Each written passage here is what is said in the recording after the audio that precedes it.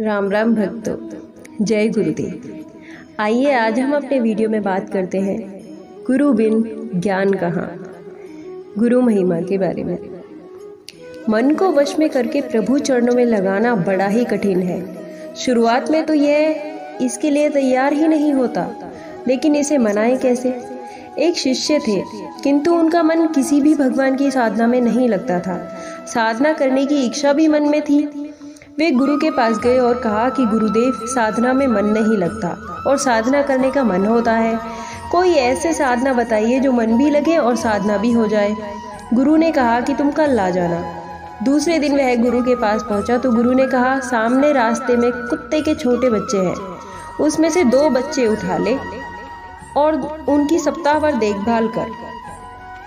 गुरु के इस अजीब आदेश को सुनकर वह भक्त चकरा गया, लेकिन क्या करे, गुरु का आदेश जो था तो वो तो पूरा करना ही पड़ेगा। वह 2 पिल्लों को पकड़कर लाया, लेकिन जैसे ही छोड़ता तो वो भाग जाते। वो फिर उनको पकड़ के लाता, अब उन्हें पकड़ लिया, वो फिर उनको पकड़ के लाता तो वो फिर से भाग जाते। तो वो उसको दोबारा फिर से पकड़ के लाया और दूध रोटी खिलाई। अब वे पिल्ले उसके पास रमने लगे। हफ्ता भर उन पिल्लों की ऐसी सेवा यत्न पूर्वक की कि अब वे उसका साथ छोड़ ही नहीं रहे थे। वह जहाँ भी जाता पिल्ले उसके पीछे पीछे भागते। यह देख गुरु ने दूसरा आदेश दिया कि इन पिल्लों को भगा दो। भक्त के लाख प्रयास करने के बाद भी वह पिल्ले नहीं भाग रहे थे।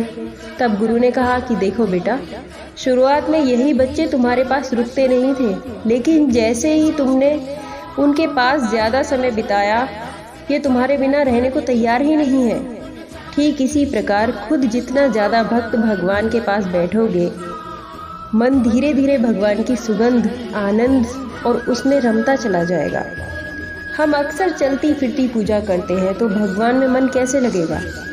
जितनी ज़्यादा देर ईश्वर के पास बैठोगे, उतना ही मन ईश्वर की मधुरता में रम जाएगा। और एक दिन ऐसा आएगा कि आप बिना ईश्वर के रह नहीं पाओगे।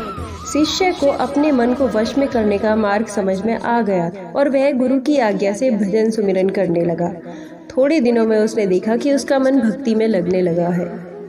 तो ये थी आज की हमारी कथा। मुझे उम्मीद है कि आपको ज़रूर पसंद आई होगी। जय गुरुदेव, जय माँ गायत्री।